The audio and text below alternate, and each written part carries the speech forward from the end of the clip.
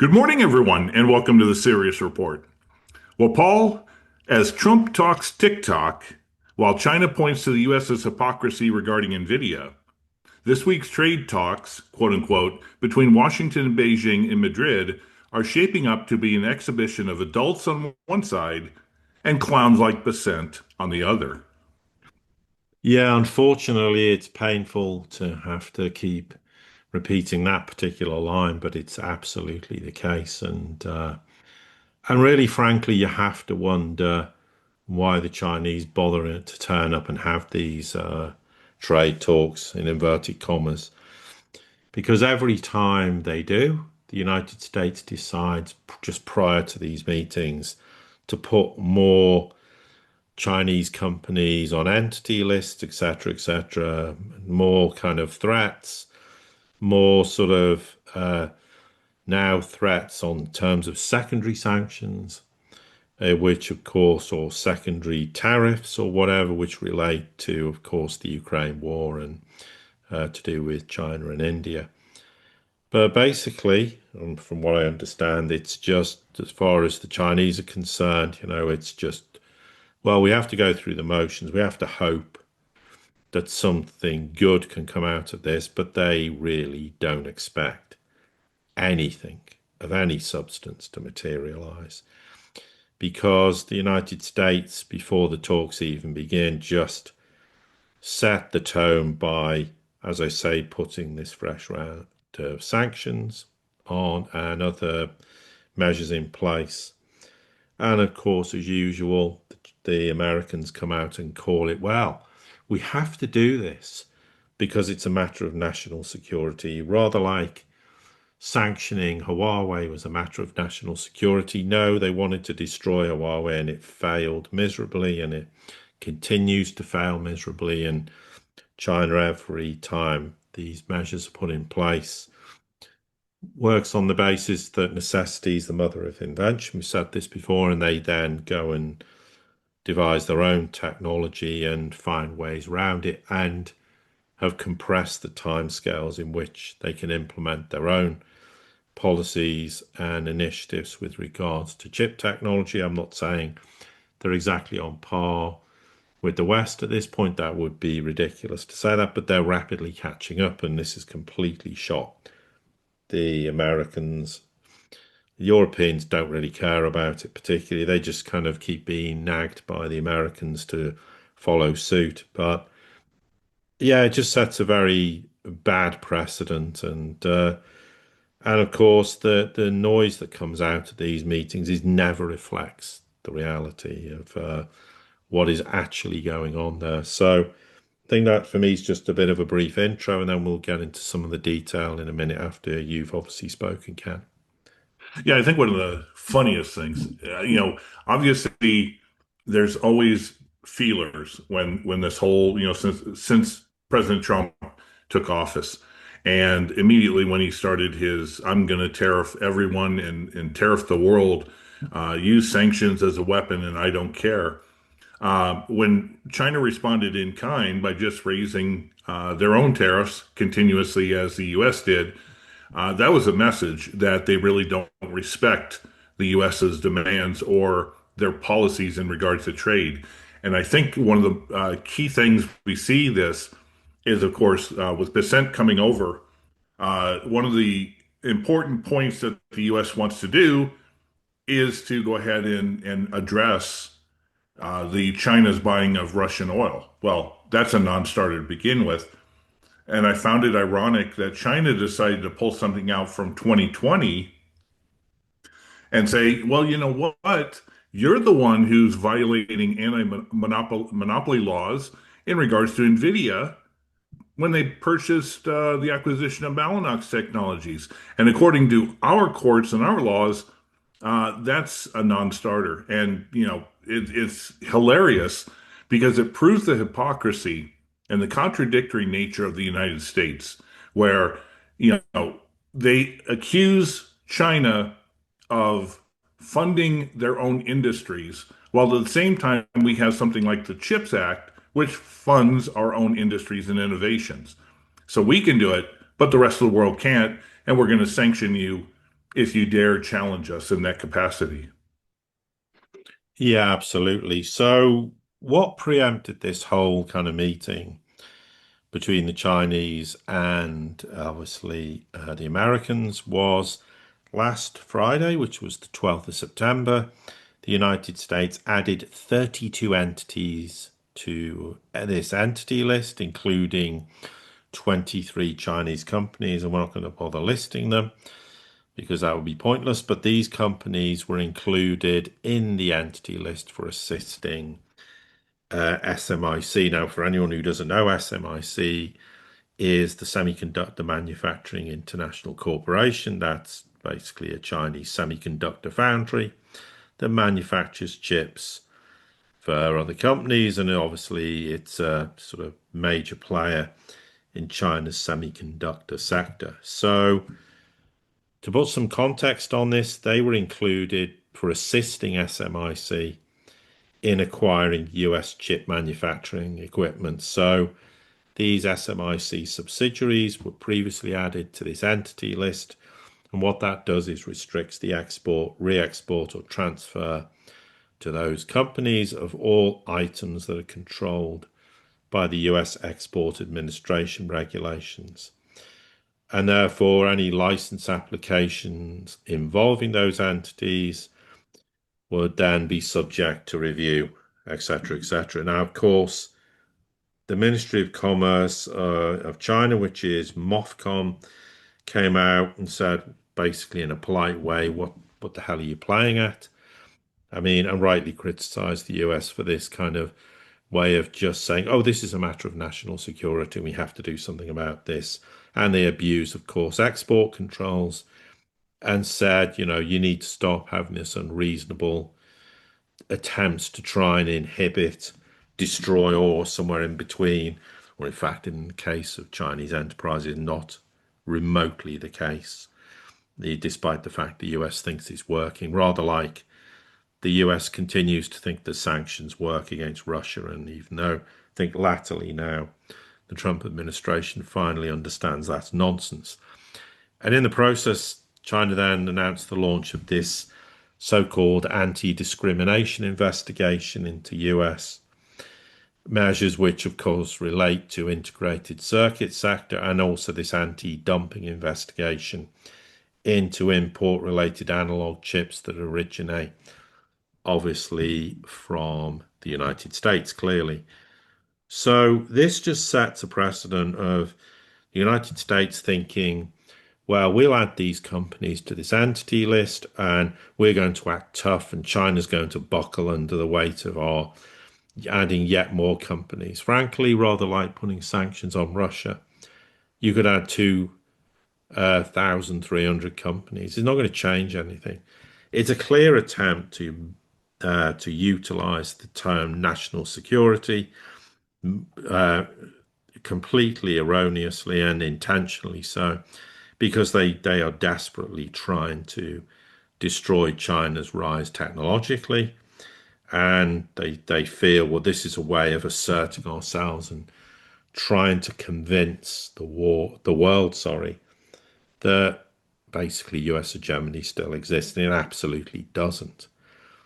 And of course, because the US is getting desperate, and it's worth mentioning at this point, the reason the US is doing this is because they know they can't get any support for any military proxy war with the Chinese in with respect to Taiwan, unlike the Europeans who are prepared to destroy themselves to help fight a proxy war against Russia with Ukraine.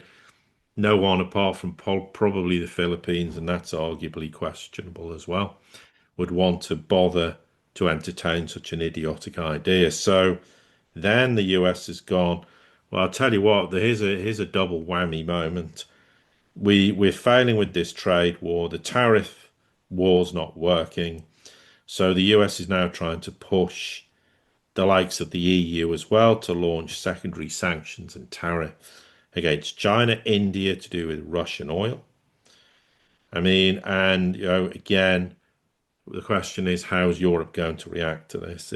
Bearing in mind, Europe sits there and says, well, we want to sever our ties with Russia with regards to energy. We don't want Russian energy anymore. Meanwhile, they're still importing a lot of oil and importing huge amounts of LNG via China and claiming it's Chinese LNG and it's not Russian LNG. But again, this is just another act of absolute desperation from the Americans.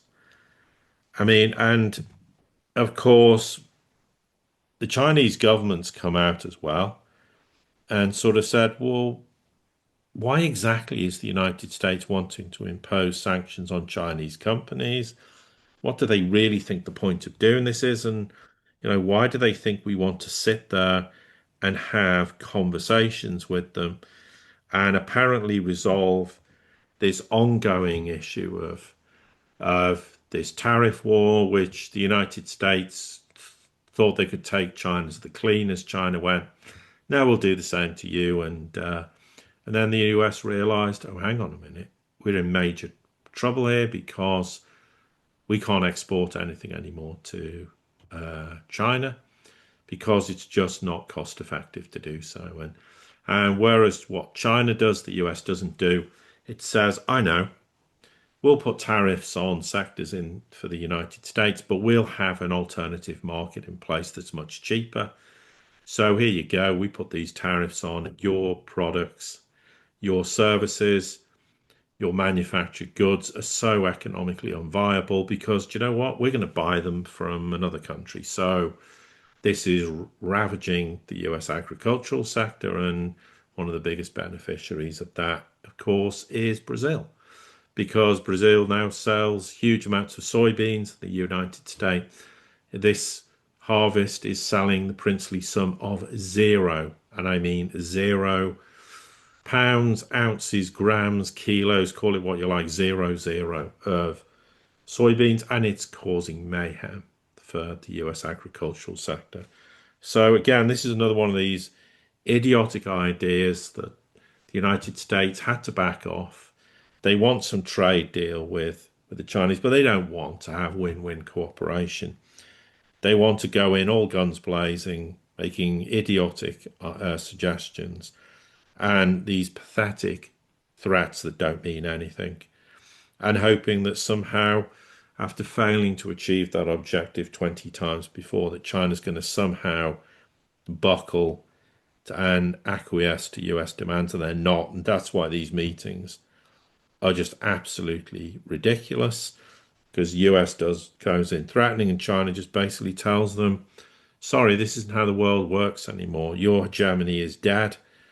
Don't come in threatening us because remember, we can cause you way more damage than you can ever do to us. And, and I know before we came on, Ken, you said some points that are worth reiterating with regards to China and some of the measures they've put in place to restrict critical minerals and resources to the US and the effect it's already having. Yeah, and before I touch upon that, something you were leading up to, I think is really, really important. This is a key thing. The mentality of China and all the BRICS nations, but primarily China, I think really changed a couple weeks ago after their celebration and what happened at the SCO. They now see themselves not as necessarily, definitely not subservient, uh, and not necessarily as an equal partner. They see themselves as really the authority when it comes to trade around the world. And the reason I bring this up is there's an interesting video that from the weekend between a pundit from the UK speaking with an official or an analyst, an academic from China regarding trade. And the question that was posed is, do you see the United Kingdom as a rival, as an adversary, as an enemy? What do you see? And he just responded. He said, "No, we don't see you as any of those things. As a matter of fact."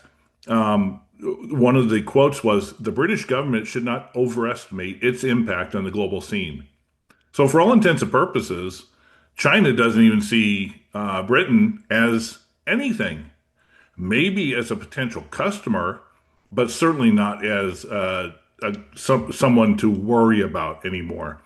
And I think this is the mindset that's coming with the United States too, because Trump this morning, tweeted out, "Oh, we made a deal about TikTok, and I'm going to talk to Xi, and we're going to get this TikTok." You got more important things in the world regarding trade than TikTok. While China is sitting there, and it's great segue into the rare earths. China's curbs on defense metal germanium, creating a desperate supply squeeze. And this squeeze really is so big that Mike Pompeo came out from behind his rock this weekend saying we desperately need to do something to increase our mineral supply because we're down at low levels. Yeah, absolutely. And it's not, it's everything. It's gallium, it's all the rare earths. The US is getting to the point where it can't manufacture any new weapons, or it's very much curtailed. And soon enough, it's going to run out of that capacity, full stop. People think that's impossible, but it's absolutely the case. So, therefore, even if the US had any ambitions with regards to Taiwan, which it no longer does, or certainly no longer today, we'll see what happens in 2 or 3 weeks.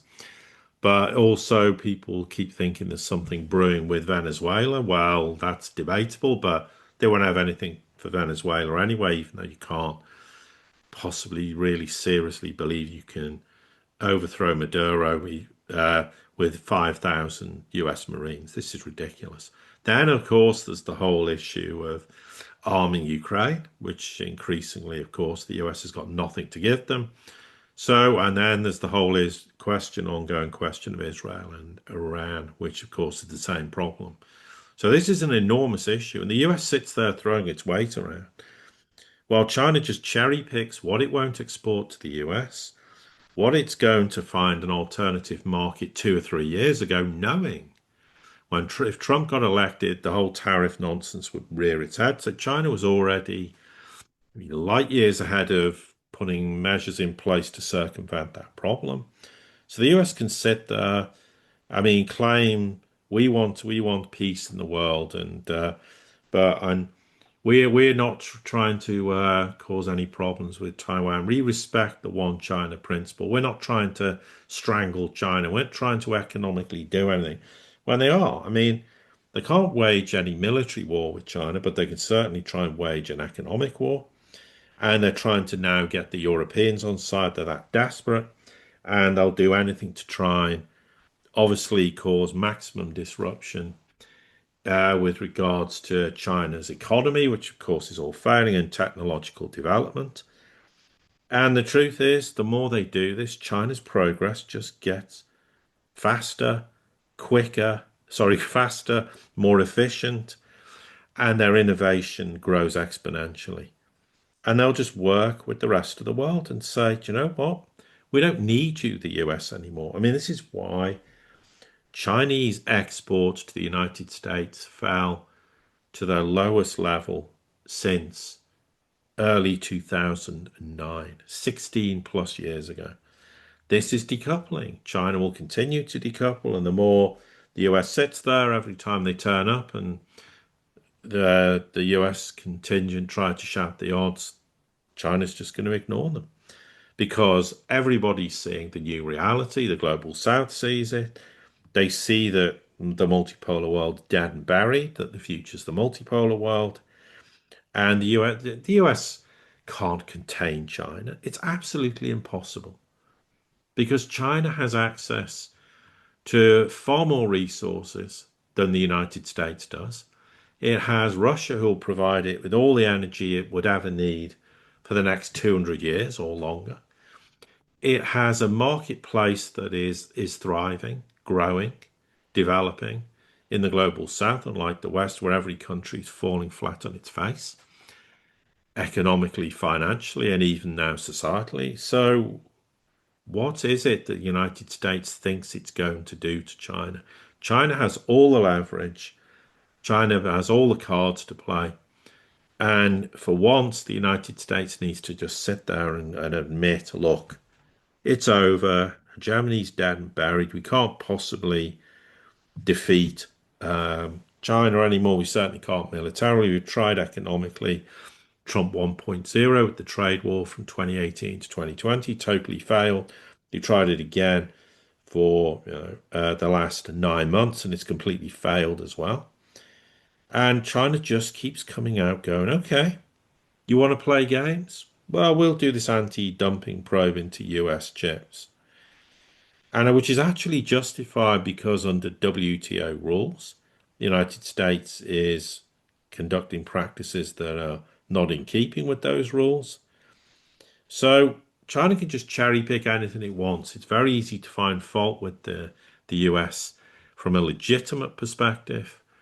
And to be honest, quietly, the global South's egging China on, going, yeah, just keep doing it. We like this.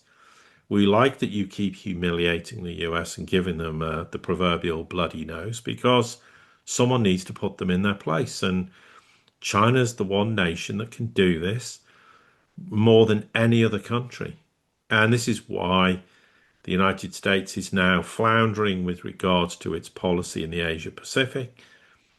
And so every time now that they think they have an opportunity, well, we can stick it to the Russians with regards to oil, and we'll stick it to the Chinese in the process. And China's just sat there going, put the tariffs on us, put 1,000,000% tariffs on us, because do you know what? We'll put 1,000,000% on you. And the big difference is it's you Americans who are going to pay for this. We won't pay a bean because these 1,000,000% tariffs mean we will never be in receipt of any US import. And frankly, the sooner we sever all ties in that regard, the better. Because you know what? We'll be in a much better place if we never have to deal with you ever again. And that is privately the sentiment that underpins China's position.